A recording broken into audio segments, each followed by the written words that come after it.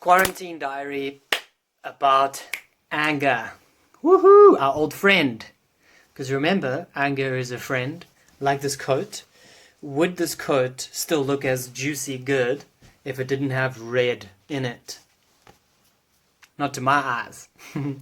And so there's a place and there's a reason that we have anger. There's a reason for anger. And I feel like people like me have given anger a bad name over the years, and particularly men. I'm going to take responsibility for all the times that men have gotten angry and hurt women and hurt other men and killed people. And if it's not physical abuse, it's sexual abuse. And if it's not that, it's emotional abuse.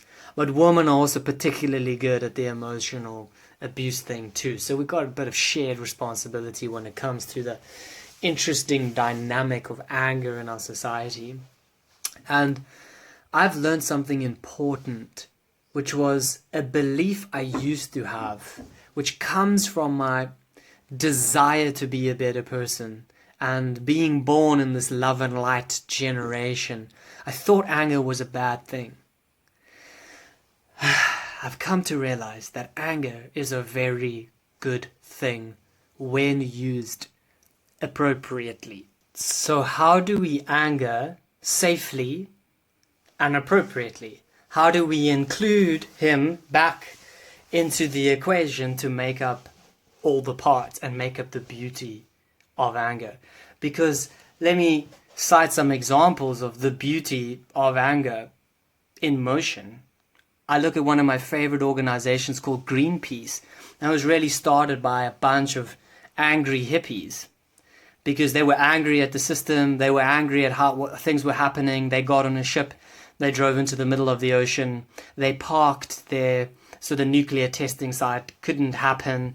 And they continued to make a stand from this place. And they called it peace, green peace. But that was fuel. The petrol on the flames was this deep pain, which was anger, which made them do some risky stuff in the beginning.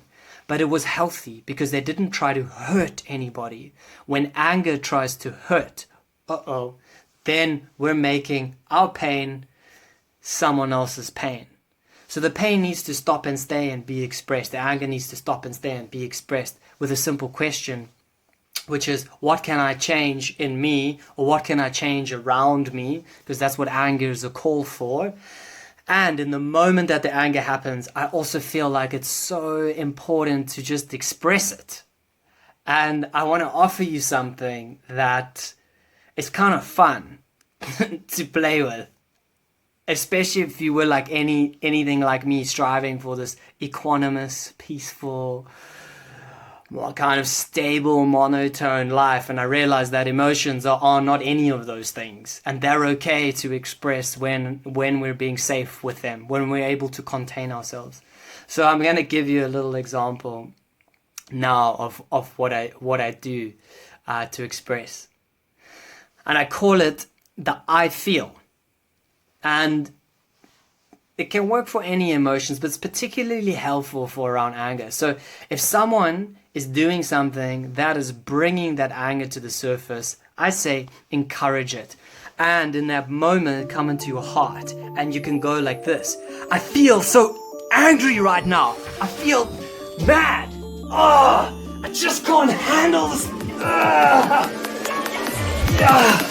Why does this happen? And whatever you choose to say, in that moment, you're not being hurtful. The expression of anger is being helpful because the other person then gets to see how angry they're making you. And they get to go, whoa, what I'm doing is making this person angry, and this person's getting angry, but they're not hurting me, so I'm in a safe place.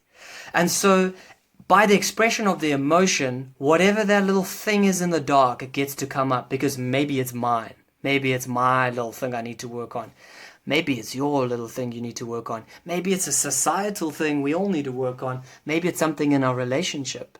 But if we all keep being as calm as possible and nobody's bringing the elephant into the room that was like, then we never get to take a look at the beautiful elephant that makes up the wholeness of our whole set of human experiences.